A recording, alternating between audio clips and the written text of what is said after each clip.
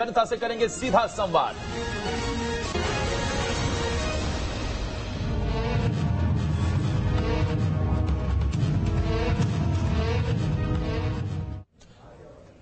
नमस्कार, स्वागत है आपका न्यूज स्टेट पर। मैं हूं आपके साथ आदर्श तिवारी। भानु प्रतापपुर के रण की सीधी बात करते हैं। जी हां, वोटों की गिनती लगातार जारी है। कड़ी सुरक्षा के बीच वोटों की गिनती हो रही है। भानु प्रतापपुर में कांग्रेस को बढ़त मिलती हुई नजर आ रही है। 5वें राउंड में सावित्री मंडावी आगे हैं। कड़ी सुरक्षा के बीच वोटों की गिनती हो रही है और भानु प्रतापपुर में कांग्रेस को बढ़त मिलती नजर आ रही है।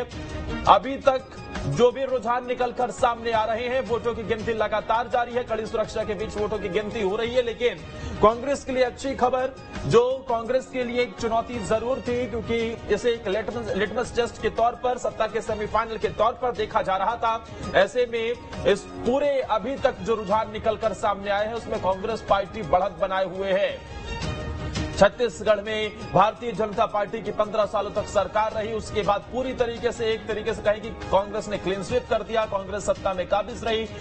फिर उसके बाद भानु प्रतापपुर का ये उपचुनाव, और एक दिलचस्प आंकड़ा ये भी है कि जब से सरकार में कांग्रेस पार्टी आई है, तब से जितने भी उपचुनाव हुए हैं, लगातार कांग्रेस पार्टी के खाते में ही गए हैं। अमूमन हम देखते हैं कि उपचुनाव में फेरबदल भी हो जाते हैं, लेकिन ऐसा होता हुआ नजर नहीं आया। सारे उपचुनाव कांग्रेस पार्टी के पक्ष में ही गए और भानु प्रतापपुर में भी कुछ ऐसी तस्वीर निकलकर सामने आ रही है। सावित्री मंडावी 5वें राउंड के बाद भी अभी तक आगे है। 9000 से ज्यादा वोटों का अंतर अब हो गया है, यानी बढ़त लगातार उनकी बनी हुई है।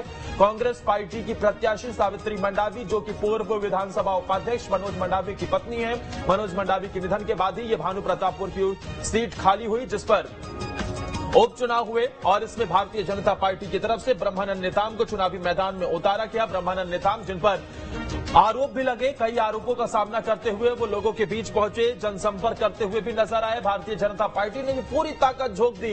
पूर्व मुख्यमंत्री रमन सिंह, इसके अलावा भारतीय जनता पार्टी के प्रदेश अध्यक्ष से लेकर तमाम बड़े नेता प्रतिपक्ष तक सब चुनावी मैदान में नजर आए भानु प्रतापपुर में, लेकिन उसका फायदा फिलहाल मिलता हुआ नजर नहीं आ रहा है। जनता फिर से कांग्रेस पार्टी के पक्ष में मतदान करती हुई, जिसका रिजल्ट ये देखने को मिल रहा है कि 9वें राउंड की गिनती हो गई है और 5वें राउंड में भी सावित्री मंडावी आगे हैं। 9000 से ज्यादा मतों से कांग्रेस प्रत्याशी आगे चल रही हैं। तो ये छत्तीसगढ़ के भानु प्रतापपुर उपचुनावों के नतीजे हम आपको बता रहे हैं। इसके अलावा आप टैली में, स्क्रीन के साइड में आप देख सकते हैं, चारों तरफ अलग अलग राज्यों में जो काउंटिंग चल रही है, वहां की भी टैली हम आपको दिखा रहे हैं, गुजरात से लेकर हिमाचल, और इसके अलावा जो उत्तर प्रदेश की भी कुछ विधानसभा सीटों पर, फिर चाहे बात खतौली की हो, रामपुर की हो और मैनपुरी की हो, तीनों जगह उपचुनाव चल रहे हैं। ऐसे में न्यूज स्टेट पर यह कवरेज लगातार जारी है।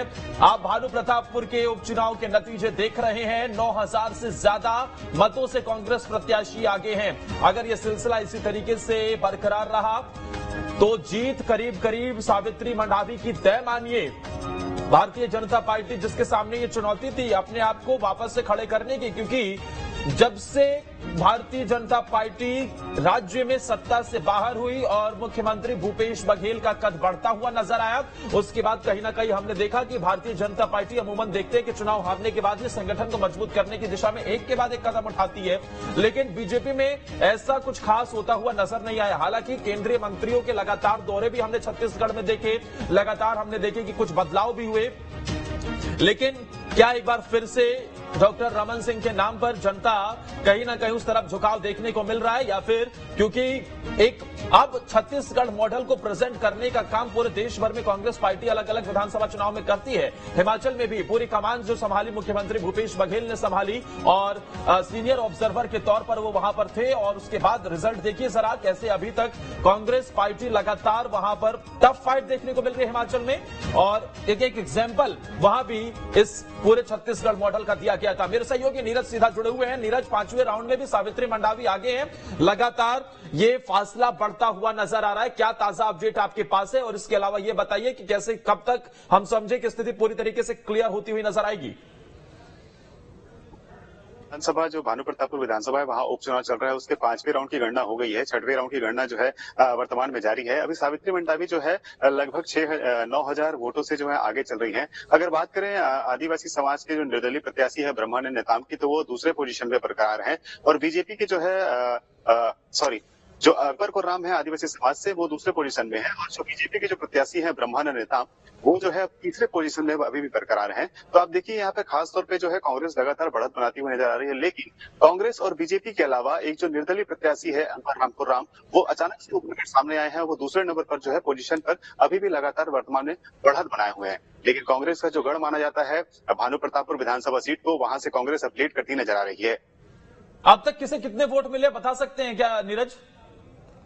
जी बिल्कुल बता सकते हैं आपको। देखिए ब्रह्मानंद नेताम को अभी तक जो है 7,117 वोट मिले हैं। सावित्री मंडावी को 16,133 वोट मिले हैं और इसके अगर बात करें घनश्याम जुर्री की, तो उन्हें जो है 685 और अन्य निर्दलीय जो प्रत्याशी हैं उन्हें भी वोट मिले हैं। नोटा को भी जो है 1,720 मत मिले हैं। तो देखिए खास तौर पे जो है लगातार जो है काउंटिंग जो हो रही है उसमें जो है आंकड़े जो है लगातार बढ़ते जा रहे हैं और सावित्री मंडावी लीड करती हुई नजर आ रही है। स्थिति जो है लगभग 1 घंटे के बाद पूर्ण रूप से जो है स्पष्ट हो जाएगी कि आखिर जो प्रत्याशी है सावित्री मंडावी वो कितने मतों से लीड करती है। अकबर खुर्राम अगर दूसरे नंबर पर हैं, तो जो भारतीय जनता पार्टी जिस मुद्दे को भुनाने का प्रयास करती रही, जिसे लेकर लगातार वो निशाना साधती रही, क्या लग रहा है कि वो मुद्दा भारतीय जनता पार्टी को नुकसान पहुंचाता नजर आया? क्या ऐसा लग रहा है कि जो बीजेपी के वोट थे कहीं ना कहीं खिसकते हुए अकबर खुर्राम के पाले में चले गए?